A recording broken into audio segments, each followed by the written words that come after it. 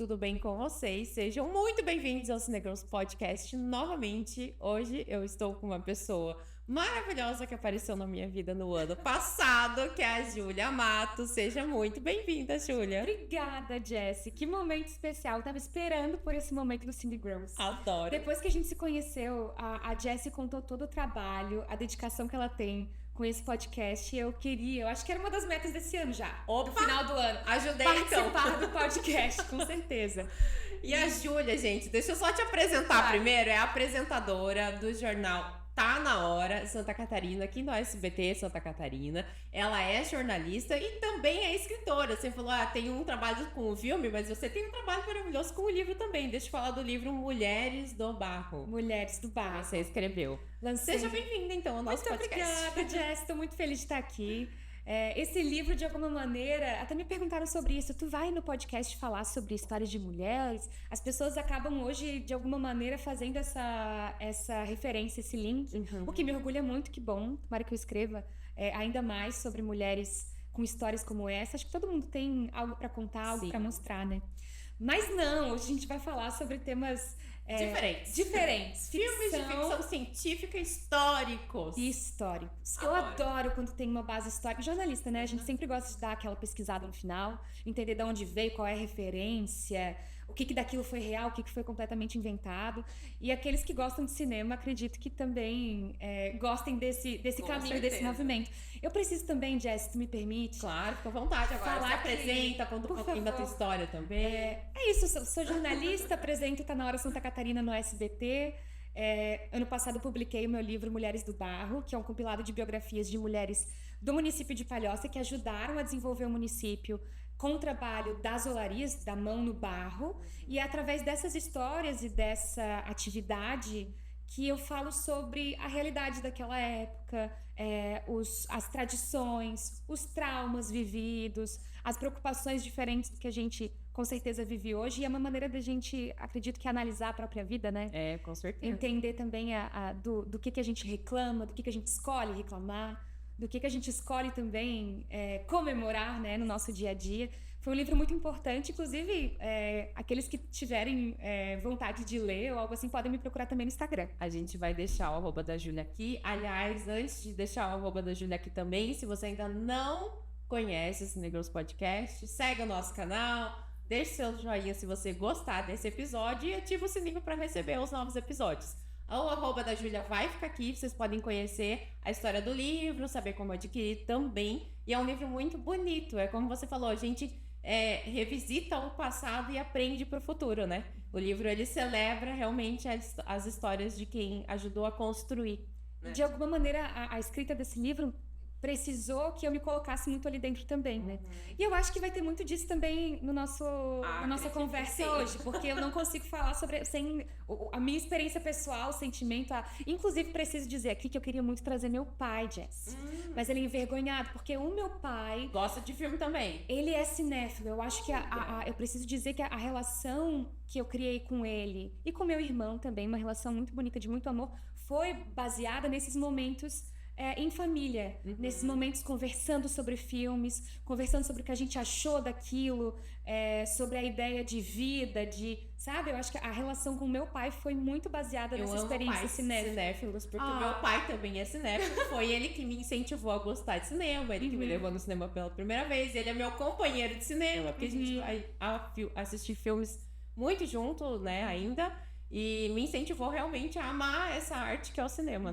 E não tem um filme que a gente não assista hoje em dia que ele fala, esse aqui foi do diretor tal, foi do ano tal. Porque esse ator então. É daquele ator que fez o filme tal, em 30 e poucos, mas naquela época aconteceu tal coisa. Ele é cheio de referências, assim. Será que ele aceita o convite de vir em outra oportunidade? Eu espero que sim, sabe? Daí você fala com ele, a gente tem um episódio. Vamos fazer um episódio de Dia dos Pais, tu traz o teu, eu trago o meu, pronto, a gente conversa. Você está convidado, pai da Júlia. Como é o nome do seu pai? Osni, você está convidado para vir aqui dividir a bancada conosco, então. Eu adorei a ideia do episódio do Dia dos Pais. Ele vai se sentir mais confortável. Vamos pensar nisso, então, pro ano que vem. Filmes sobre pais, tem vários que eu adoro. Vários, já criei a lista mentalmente aqui na minha cabeça. Mas não é sobre isso que a gente vai falar hoje. Hoje a gente vai falar sobre filmes históricos. Limite entre a realidade e a invenção e como o cinema reinterpreta o passado e impacta nas narrativas históricas da memória coletiva. Adorei. Que tema mais profundo que Complexo. você resolveu escolher? Tu gostou? Eu gostei. Gostei porque eu adoro ficção científica, né? Então, eu vi que... Gente, eu mandei uma lista pra Jessie e ela acrescentou com vários filmes e eu vi ficção científica. Eu trago alguns filmes, talvez mais recentes, que falam muito do passado. A Jess trouxe muito na lista Filmes filmes antigos que falam muito do futuro. Não que eu tenha assistido quando eles foram lançados. Claro. Eu também nem tinha 2001, Odisseia no Espaço, eu fui Não da tinha década como. de 60. Então a gente não tava nem aqui ainda. Exato. Mas eu acho que falando eu nem vou seguir muito a ordem aqui. Tudo bem. Vou falar a Fernando que tá gravando. Mas assim, o 2001, Odisseia do Espaço, filme de 68. A gente nem imaginava que a gente podia fazer daquele jeito. Mas o melhor desse filme é que nada é feito com IA, nada é feito gravado no fundo verde. Tudo que a gente tá vendo aqui é produção real. 1968 era uma das décadas mais legais do cinema, porque era tudo produzido com realidade, né? Vou te falar, a minha experiência... Eu entendi que a minha experiência com 2001 foi diferente agora vindo pro podcast, porque eu tive que rever o filme. Então, a primeira coisa que eu tenho que falar é, pra você que vive, talvez, assim como eu, na correria da vida, é um filme que talvez transforme ou numa grande terapia ou numa grande tortura. Porque ele é um pouco chato no começo, né? Ele é lento. Eu vou dizer que é mais pro meio. Eu gosto do começo. Eu gosto dos hominídeos, eu gosto Eu tenho um problema com macacos. Então, eu já falei isso aqui, aí até já me falaram, vamos gravar um episódio só sobre filme de macaco. Eu falei, não quero. Eu não gosto de macaco em filme, eu tenho um problema com macaco. Mas o que te incomoda? O macaco. Ai, não, ele parece uma pessoa e eu fico agoniada com aquilo, sabe? O próximo de um ser humano. E ali eram pessoas, né, claro, interpretando ali no 2001. Aí eu olhava, meu Deus, que coisa bizarra isso aqui ou não. Mas tudo bem, entendi. O filme continua. Ele tem um tempo só dele. E eu acho que nos convida exatamente a isso, a se doar pra entender e imergir naquele filme. 2001, pra começar, ele tem várias referências. Pra quem nunca assistiu e vai assistir agora, vocês vão ver que a música de início que permeia todo o filme, ele vai aparecer em outras referências de filmes atuais, incontáveis. Eu preciso dizer que a primeira referência que eu lembrei foi com essa música do início de 2001, foi uma das entradas de Monstros S.A. Porque toca essa música quando eles estão entrando na empresa ali da Monstros, né? E o monolito, que é muito importante para 2001, que é essa virada de chave, né? Esse significado da inteligência, talvez da ideia, da força humana, né? Que é a inteligência nesse caso.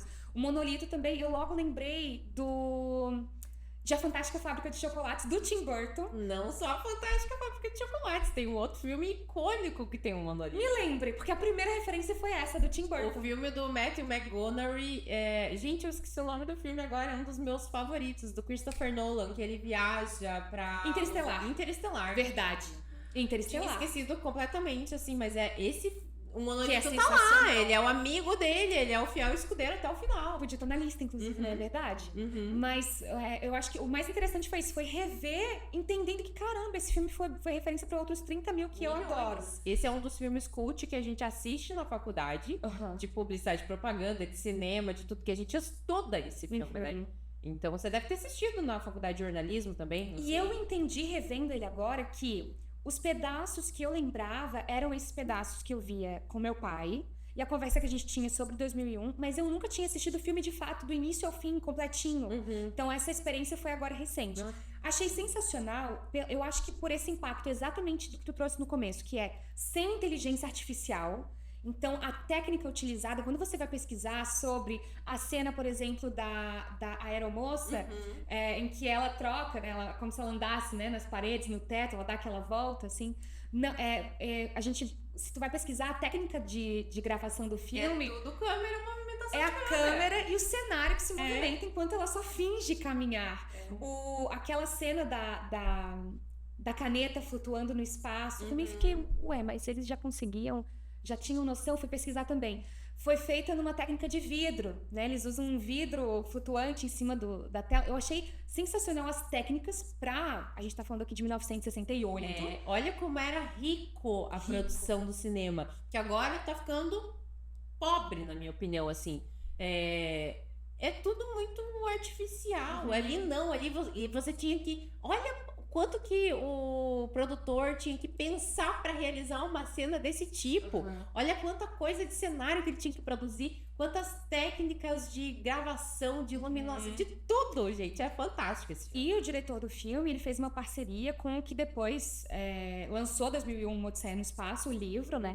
Então, o nível de referências e da ideia histórica, a gente tem ali, claro, pro pessoal de casa que não assistiu acompanhar, é o início com aqueles hominídeos, né? Então, essa ideia muito primordial do ser humano, que até então é muito vulnerável e trabalha apenas com a força, então, entre outros animais, é um dos mais fracos. Sim. Até esse monolito representar essa mudança na construção do que é a humanidade, e a gente entende ali que eles começam a pensar, a ter estratégia, o que vem a ser daí a primeira arma, né?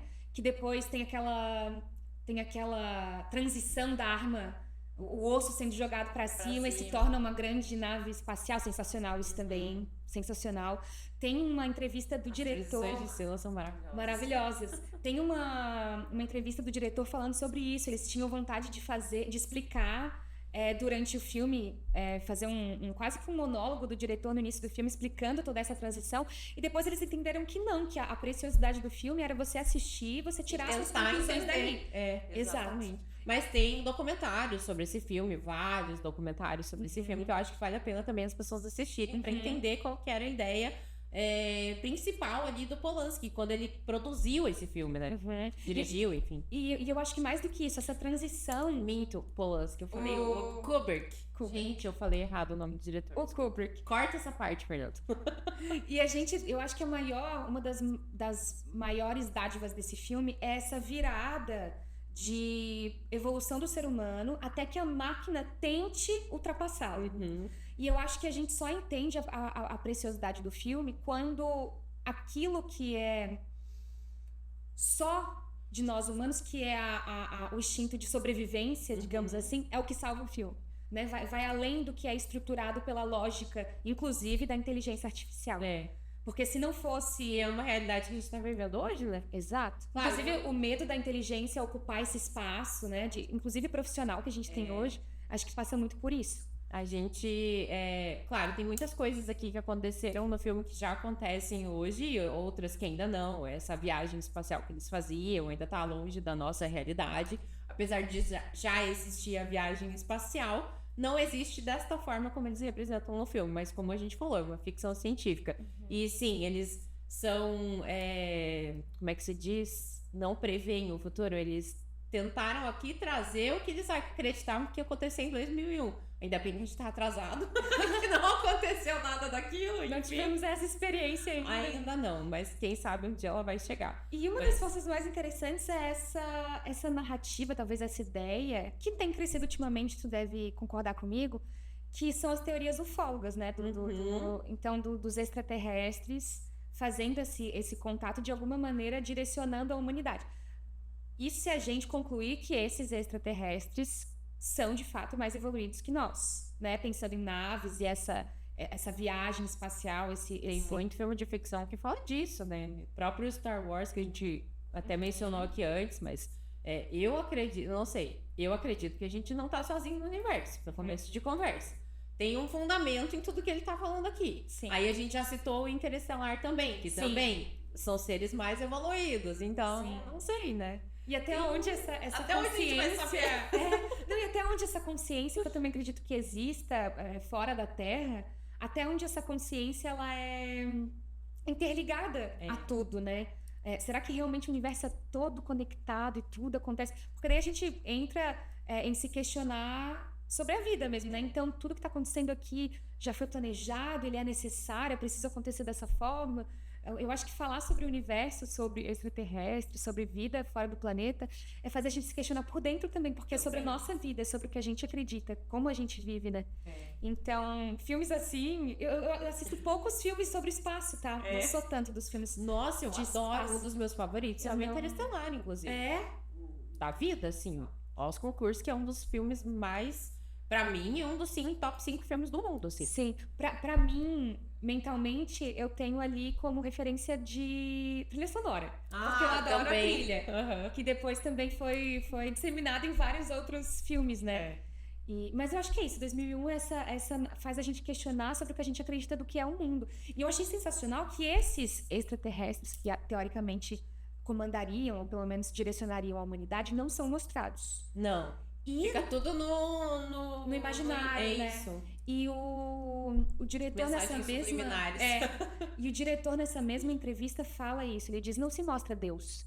Não se mostra aquilo que teoricamente é maior do que nós. Então vai ficar no imaginário, para que cada um conclua alguma coisa. Não, esse filme, ele, como eu te falei, ele transpõe, né, o tempo. Ele é um filme referência cult hoje em dia, assim como outros filmes do diretor, do Kubrick, que é o Laranja Mecânica também. Sim. Também transpõe. A gente... Também tem aquele olhar assistiu fixado, isso também, né? Na faculdade, né? É um dos diretores desta década aqui que foi mais importante, vamos dizer assim. E aí tem várias curiosidades falando sobre isso aqui. Ele ganhou, né, o Oscar de efeitos especiais naquele ano. E muitos acreditam que isso alimentou as teorias que Kubrick filmou aí da Lua.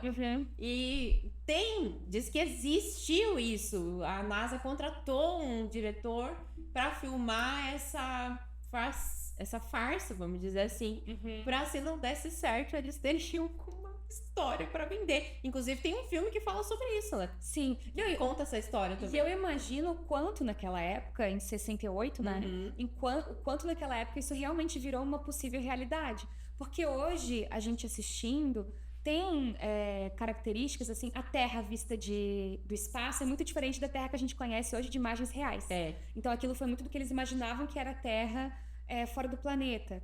A maneira como os astronautas andam na Lua, né? Eles andam normalmente no filme. A gente sabe que, né, pela gravidade. Da gravidade, eles flutuariam no filme. E sem essas coisas pequenas de alguém da nossa geração que já teve contato com imagens reais, informações reais, eu imagino o quanto isso deve ter mexido com as pessoas. E aí tá o poder do cinema. De fazer a gente questionar, chegar em casa. Será que eles foram realmente... saíram da Terra e a Terra é redonda? Imagina a quantidade de questionamentos que essas pessoas não tiveram em família, com amigos, deve ter revolucionado. E eu acho engraçado que... Ainda bem que a gente já tinha a teoria que provou que a Terra era redonda nessa época, porque tem ainda existem terraplanistas, né? Pelo amor de Deus, né? Mas... Fora aí, Jess, a gente fala que ainda existe. Eu acho, inclusive, que vem do 2001... Vai ano que vem. Você aí de casa vai concordar comigo que a gente tá muito mais próximo do hominídeo, que ainda tenta conquistar tudo à base da força, do que alguém que está planejando uma descoberta além da humanidade fora do planeta. A gente está muito mais próximo do início do filme do que do final. Também acho, né? Concordo com você. Uma boa reflexão nisso. Voltando aqui, continuando muitas gavetas abertas. Não, eu ia falar continuando com os extraterrestres, mas não extraterrestres, eu ia falar do Exterminador do Futuro agora. Sim. Que, teoricamente, ele é um extraterrestre, mas ele é uma máquina, né? É de novo aquela conversa sobre até onde a máquina, né? Aquilo que é inventado pelo ser humano pode ultrapassar esses limites e, de fato, comandar, né? Existe... Até... Quem assiste a primeira vez... Eu assisti já lembrando que era uma máquina, enfim. Mas eu comecei a questionar... Tentei ver com o olhar das pessoas que assistiram lá em 80 e pouco, né? 82 o filme, não. 84. Vou tentar lembrar. Não, tá aqui. Eu coloquei 84, ótimo. O ano que eu nasci. O ano que você nasceu? Vamos lá, o ano que eu nasci. O de 2001 eu tava vendo também 68, é o ano que a minha mãe nasceu. Aí, ó. Imagina. E a gente assiste o filme e eu acho interessantíssima a maneira como o diretor construiu a narrativa. Nada é muito explicado. No início a gente entende que há algo acontecendo. Dois seres chegaram na Terra estão em busca e com algum objetivo estranho, ninguém entende quem é bom, quem é mal. Tanto que a personagem da Sarah, que está sendo perseguida, demora a entender quem que realmente está protegendo ela e quem está atrás, né? Uhum. E a gente vem de novo com essa dinâmica do passado, do futuro, das possibilidades do que uma atitude, aquele efeito borboleta, né? O que uma atitude lá atrás pode fazer com o nosso futuro e com o futuro da humanidade. Às vezes a gente não imagina, né? Que um livro, um podcast nosso possa mudar o dia de alguém. Pontinha, exatamente. Né? Às vezes a gente não imagina. Esse filme, depois saiu aquele Eu, Robô, do Will Smith lá também, que me lembrou muito, mas é que ele fala, né? A máquina veio pra acabar com o ser humano. É uma revolução das máquinas mesmo, que aconteceu em Matrix, o que aconteceu em outros filmes que a gente tem aí, utópicos, vamos dizer assim, de ficção científica. Mas você sabe que o James Cameron, ele sonhou com esse personagem. Ele teve um sonho com um esqueleto do nada, assim, e falou, vou colocar isso num filme. Na época que eu ainda gostava mais do James Cameron. É porque, gente, acabou de estrear o Avatar, né? Sim. Então... James Cameron é o mesmo de Titanic, é o mesmo diretor de Avatar, é Titanic isso? e Avatar. Como é que ele pode fazer um filme tão legal agora e fazer um Avatar que eu não vou falar do Avatar? O 1 ou 2? Todos, tu acha? Não gosto de nenhum. Mentira. É fantasia, mas eu não gosto. Eu amo fantasia. Mas voltando a falar do filme bom do James Cameron aqui, ele disse que ele sonhou, ele teve um pesadelo com um esqueleto metálico saindo do fogo. E aí ele resolveu escrever o Exterminador do Futuro. E eu acho mais interessante como que ele pensou no Schwarzenegger. Pois é. Naquela época. Eu acho que talvez pela expansão, pela... Eu acho que pela estética mesmo dele, né? Pelo corpo dele e tal. Ele parecia realmente um robô. Nessa época que ele participava daqueles campeonatos de fisiculturismo, né? Sim. Ele era um campeão e tal, enfim. E não tinha outro ator pra fazer esse filme que não fosse ele, né? Maravilhoso. Eu vi há muito tempo atrás, eu vi um documentário também sobre a vida do Schwarzenegger. E realmente, o cinema transformou muito a maneira dele de comunicação. Claro, né? A gente fala de um cara que aprendeu inglês, né? Fez um filme... Ele é australiano, né? Ele é alemão, né? Eu acho. Austríaco? Não lembro, deixa eu ver. Vamos confirmar. Eu acho que é alemão. Schwarzenegger? Alemão, austríaco, talvez? Vamos garantir essa informação para você de casa não ter dúvidas depois de assistir este podcast. Austro-americano, isso mesmo. Viu? Então, ele aprendeu uma nova língua, ele estava atuando em algo que ele não era profissionalmente formado. E eu acho que, vendo esses documentários, ele mudou muito a forma de comunicação, mas faz sentido que esse personagem, essa pessoa real, Schwarzenegger, que era visto pela comunidade daquela época, via realmente um robozinho, porque a tentativa dele de falar inglês era engraçada. Você que vai ver os vídeos antigos vai entender que realmente combina. Nossa, parece um robozinho realmente vindo de um cara muito grande, um cara que parece muito violento, ao mesmo tempo ele parece também muito gentil. Eu acho que combinou muito com o personagem que era necessário para o Exterminador do Futuro. Mas eu gosto do filme exatamente eu acho que é a conclusão do final. O filme é sobre o nosso medo, mais uma vez sobre o medo da humanidade de ser superada por aquilo que criou. Força, vamos dizer assim. Exato. Porque realmente é a gente que tá criando um monstro, vamos dizer assim. É isso que eu falei, é no Eu, Robô, é no Matrix, enfim. Será que a gente vai ser dominado pelas máquinas? Vê como isso já vem de antes, né? Sim. Não só, né, de outros filmes que a gente já veio falando também, mais antigos, que falam sobre isso. Agora, eu queria falar de Bastardos Inglórios, que é um dos meus filmes favoritos desta lista. Então vamos lá. Eu achei assim, primeiro, Tarantino, né? A gente tá falando de Tarantino aqui. Eu não sou uma fã de Tarantino, mas esse é o meu filme favorito dele. Certo. Qual é o segundo? Não vou falar. Não é o que tá aqui nessa lista, que era Uma Vez em Hollywood. Eu queria muito que tu trouxesse isso. Não. Eu acho, quando eu acho que provavelmente pela tua vasta experiência também com o cinema, né? Eu sou uma amadora, né, ainda. Não, mas eu acho, como é que eu vou dizer? Eu sou mais fácil de aceitar a ideia do filme, sabe? Se foi ruim, eu fico, gente, muito ruim, mas é isso, passei. Que bom que assisti, enfim. Agora eu sei que é ruim, sabe? Sim. Na minha lista mental eu vou criando. Em Bastardos Inglórios, eu acho que é mais uma vez, e aí eu gosto, que é quando a gente pega um acontecimento do passado, assim como foi utilizado em Era Uma Vez em Hollywood, porém algo mais recente, né? Mas a gente traz aí uma situação histórica que mudou a humanidade, que influenciou de uma maneira a questionar a nossa existência, as maneiras de expressão cultural, sobre aceitação, sobre tolerância, o que mais uma vez vai ser discutido depois em Era Uma Vez em Hollywood e em Sinners, que eu quero muito chegar lá também. Quando a gente Talvez fala... seja o filme do ano, tá? Acredito.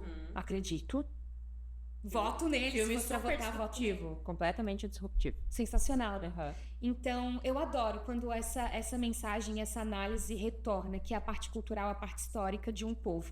Adoro.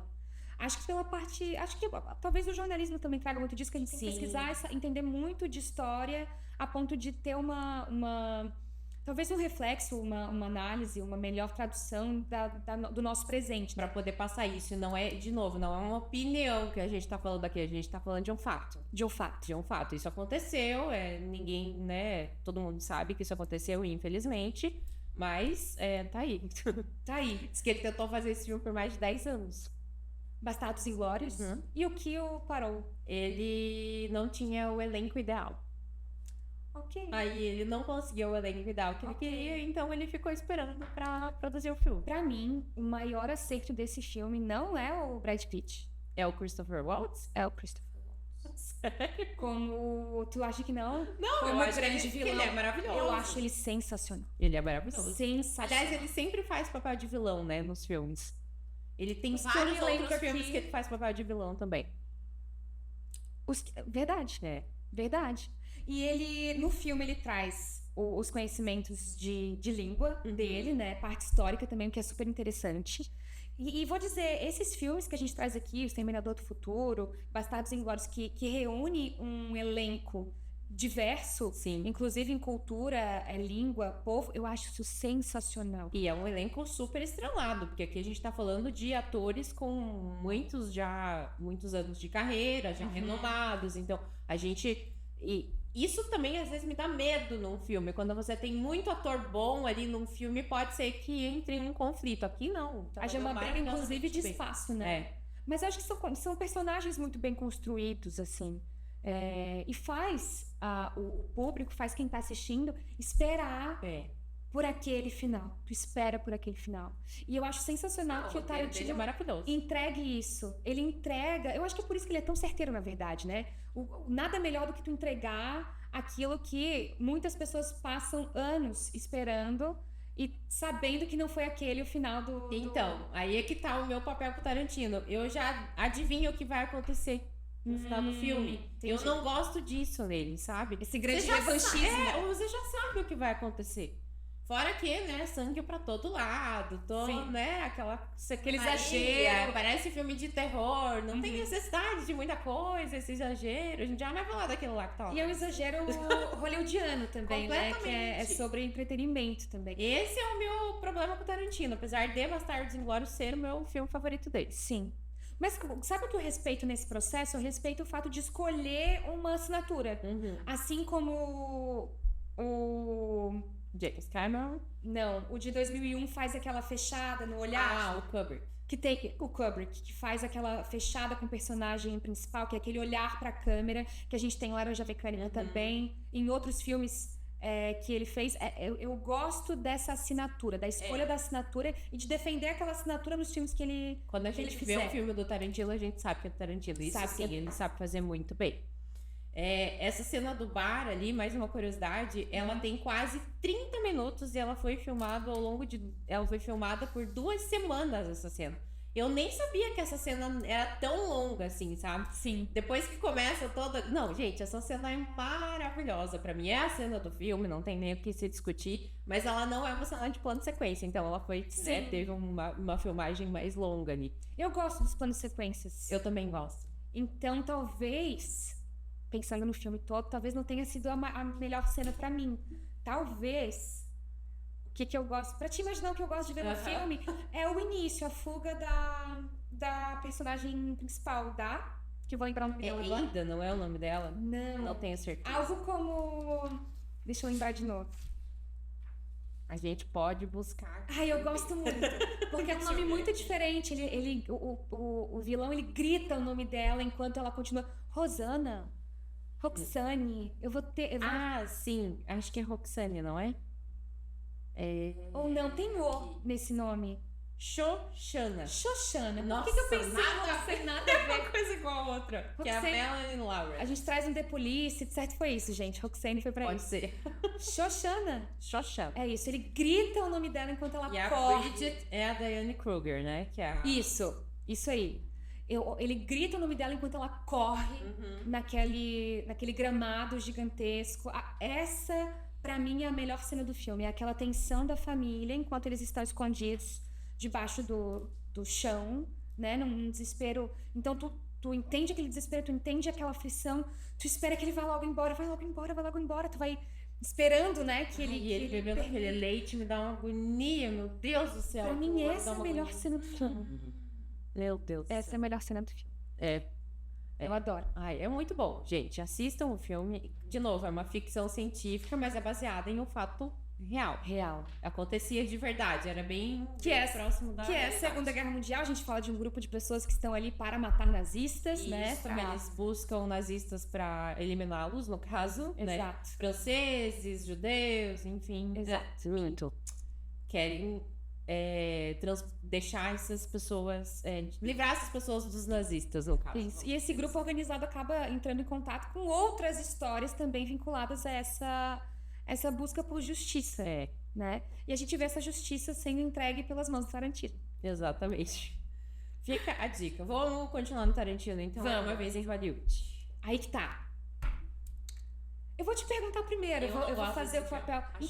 Vou fazer o papel da jornalista agora. O que te incomoda no filme? Muito chato, muito longo, não tinha necessidade. A melhor coisa do filme é o Brad Pitt sem camisa em cima do telhado. Mentira. Aí começa o Leonardo DiCaprio a picotar todo mundo com uma serra elétrica. Ah, me poupe, né? E o pior é que é baseado numa história real. Sharon Já Tate. ouviu falar, né? Claro. É baseado numa história real esse caso do filme. E pra mim o melhor do filme é quando toda essa realidade de Hollywood traduzida pelo Tarantino, que inclusive optou por não fazer aquelas cenas que parecessem de um filme antigo, então não é aquela cena picotada, né? Aquela imagem ou a escolha das cores que parecessem de um filme mais antigo. Ele não queria que tu assistisse o filme pensando, nossa, parece que eu tô assistindo um filme antigo. Não.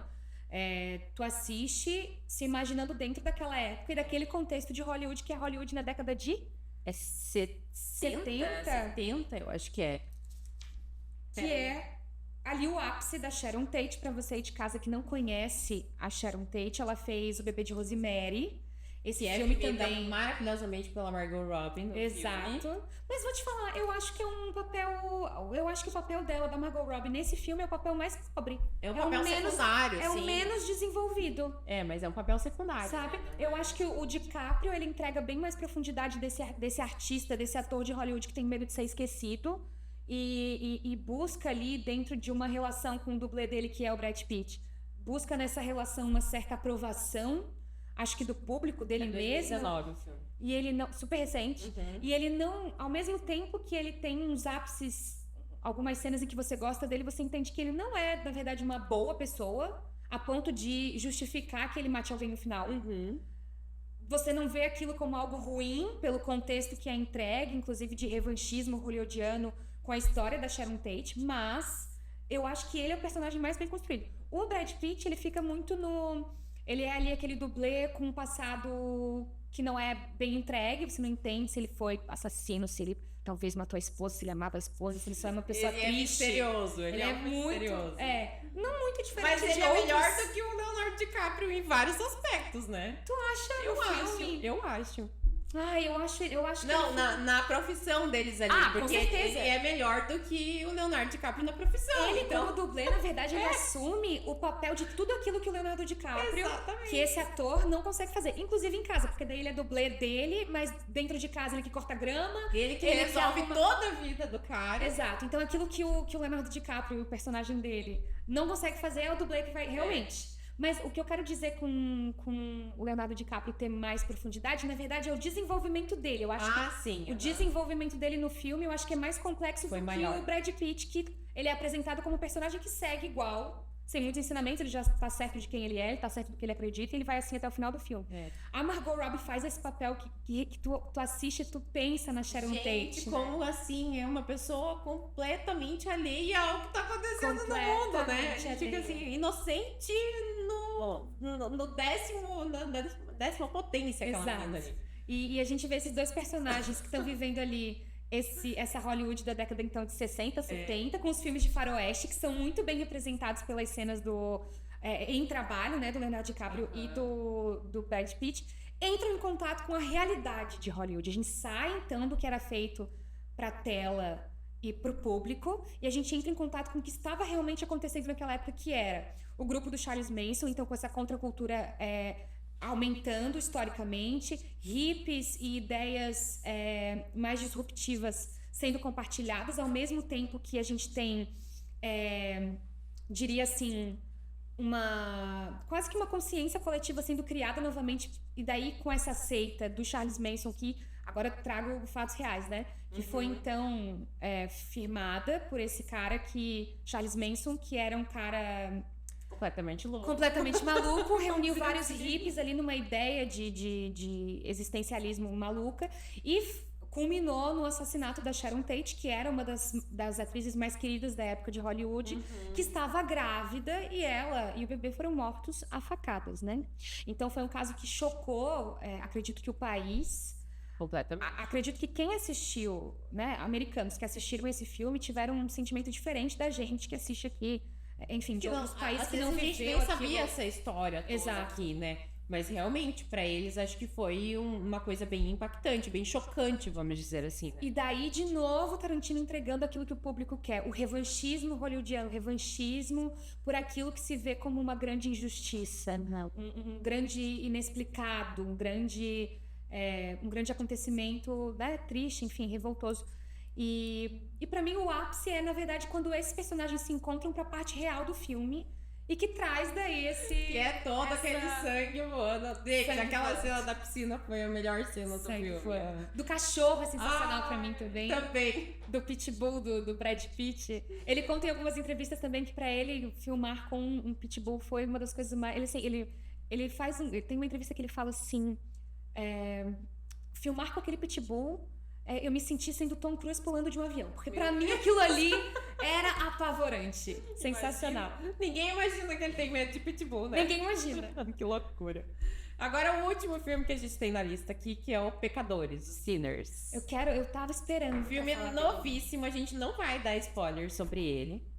Mas eu acredito que esse filme, na verdade, ele já foi indicado ao Globo de Ouro. Se eu não me engano, ele teve 8 indicações. Eu, inclusive, falei na minha coluna dessa semana que depois esse episódio vai passar só em 2026, gente. Então, a coluna já saiu lá em 2025. Mas eu falei dessas indicações. Esse filme é completamente disruptivo. Esse ator ganhou o meu coração com esse filme. Eu não botava muita fé nele antes desse filme. E eu acredito que ele vai ser um dos grandes vencedores do Oscar desse ano, tá? Porque, eu espero, inclusive. Gente, o roteiro surpreendente trouxe uma coisa completamente alheia. É uma ficção, mas ele traz uma coisa de fantasia também, que a gente jamais imaginou que ia estar dentro desse roteiro. Eu achei esse roteiro sensacional. Eu saí do cinema e falei, gente, fazia tempo que eu não vi um filme assim, que eu não sabia o que ia acontecer. Esse é um filme que eu não sabia o que ia acontecer. E eu acho que esse é o maior valor do filme, tu assisti-lo e entender que aquela experiência foi única. Essa experiência foi única. E Sinners, eu acho que entrega isso. Eu acho não, tenho certeza que entrega isso. É uma junção de uma realidade, e daí a parte histórica, né? Realidade de uma sociedade segregada. A gente fala aqui de racismo, de segregação racial. Ali na década de 30, acredito, eu acho que se passa em 1930. 32. Nessa década de 30, em que os Estados Unidos está dividido. E mais do que isso, esse filme ele traz os personagens mais complexos possíveis, que é aqueles que lutam para garantir, perpetuar o que a gente sabe que vai se perder em algum momento, que é aquela origem africana, a cultura negra na música, na religião, nas tradições sociais. Então a gente tem personagens que lutam pela existência e pela permanência dessa cultura tão intrínseca, né? Nós temos aqueles que fazem parte daquela cultura quase que obrigados. Então a gente tem aquele personagem que temos um personagem que é uma mulher branca, mas que tem um antepassado negro, e para aquela sociedade da época ela já é considerada uma mulher negra, né? Basta, até hoje se fala isso, basta uma gota de sangue de uma pessoa negra para que a pessoa seja considerada negra nos Estados Unidos, né? A gente fala sobre esse nível de segregação e de racismo que ainda existe. Nós temos também vilões, acho que muito bem representados como vampiros, ou seja, aqueles sanguessugas, aqueles que sugam e que querem ser os donos, que seja do sangue, da cultura, da tradição, da história, mas sem utilizá-la da fonte, né? Quero roubar para mim, mas não quero que você pratique, né? Quero a sua música, mas não quero que você a cante. Quero a sua experiência ancestral, mas não quero que você a viva. E eu acho que essa é a maior representação dos problemas culturais que a gente continua tendo hoje. Então, e outra, de novo, é mais uma crítica muito pesada à sociedade, né? Pesadíssimo. Esse filme é uma crítica maravilhosa. E fala de muita coisa, Ku Klux Klan, fala como você falou, da segregação, que ainda é uma coisa que a gente ainda tá discutindo sobre isso lá dos anos, né? Nasceu ali e cresceu até os anos 50, 60, e a gente ainda tá falando sobre isso no século XXI. É uma coisa ridícula, impensável. Então, assim, como você falou, quero me apropriar, mas não quero que você faça isso. Você tem que mudar completamente, né? Então, você tem que abdicar da sua cultura, você tem que abdicar de quem você é para me entregar o que eu quero. Exatamente. E para aqueles que não assistiram o filme, eu acho que a maior pedida é falar que esses vampiros, acredito que não é um spoiler que eu vou dar aqui, mas esses vampiros, eles têm acesso às memórias e a essa conexão espiritual, enfim, social, cultural, com a ancestralidade, que é o que a gente perde hoje em dia, né? Eu acho que a ancestralidade, independente da cultura, é o que mais garante a tua certeza de quem você é, de quem você quer ser. E e o nosso futuro. E o nosso futuro, com certeza. A gente, né, como a gente fala, a gente dá valor às nossas raízes, né? Exato. E pra mim a cena do bar, com aquele menino que é tão cobiçado pelos vampiros, aquele menino cantando e evocando as ancestralidades, inclusive os próximos, aqueles que virão no futuro. A gente vê ali entidades históricas primordiais, aquelas que estão presentes muito próximo ali da década de 30, e as do futuro, né? A gente vê um caminhar cultural por meio da arte, que é o cinema nesse caso, e o que está sendo trazido ali, que é a música, o blues, que eu acho que é talvez o maior presente ou o maior tesouro da cultura negra dos Estados Unidos. A gente vê aquilo sendo apresentado para o público de uma forma muito genuína, dentro de um lugar em que as pessoas tentam protegê-lo e permeá-lo, enquanto fora estão ali os sanguessugas, né? Estão aqueles que querem um pouco daquilo, mas querem de uma maneira super errada. Mais que errada, eu acho que corruptiva, né? É algo que se torna corrupto. Você desfaz o que é do outro. E que bom que teve o final que teve, né? Eu fiquei feliz com o final que teve. Traz uma certa esperança, ainda que é assim mesmo. Sim, foi triste, mas acho que dessa maneira. Eu não vou contar, porque é um filme novíssimo.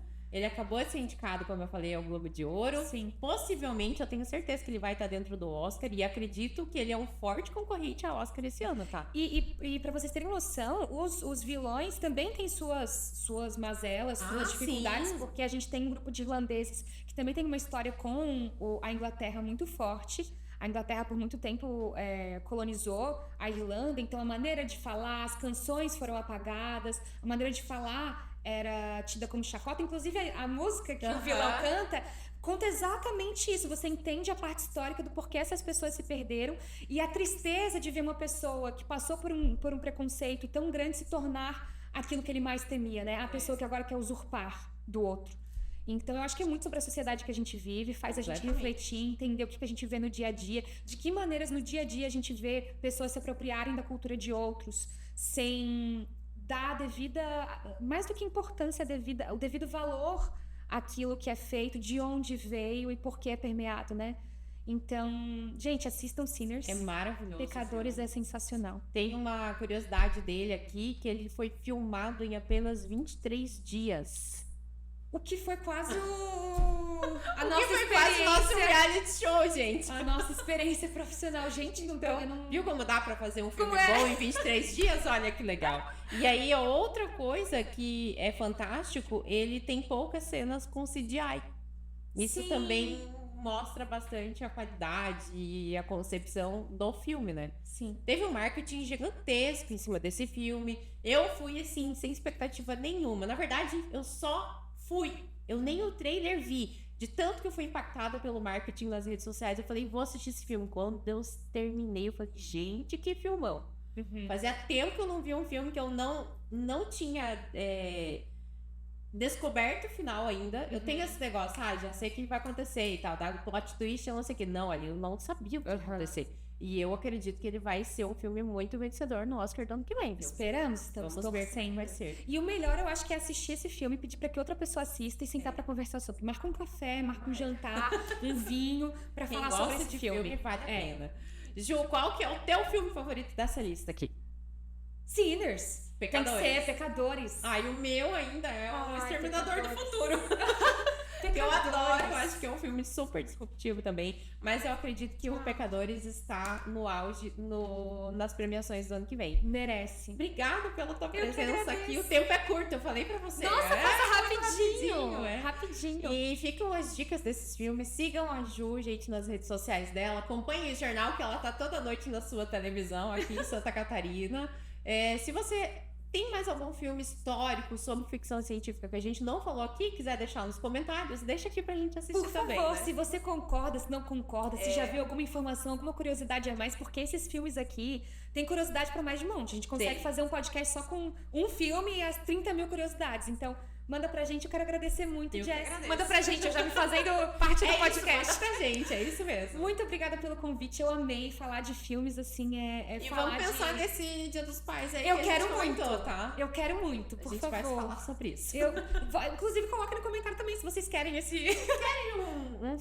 um episódio dedicado ao Dia dos Pais, filme sobre pais, com os nossos pais aqui. Deixa aqui embaixo. Vocês vão Eu acho assistir com que os isso pais é de legal. vocês e vai ser lindo. É isso. Jessie, muito obrigada. Obrigada também pela tua Que vida. esse 2026 seja de muitos filmes bons pra Bons, gente. Tomara que a estamos gente esperando. chegue no final do ano com outras listas lindas de bons filmes pra gente continuar assistindo. Porque o que eu sinto é que tá cada vez mais raro. Tá sim. Né? A gente tá órfãos de filmes bons Sim. esse ano.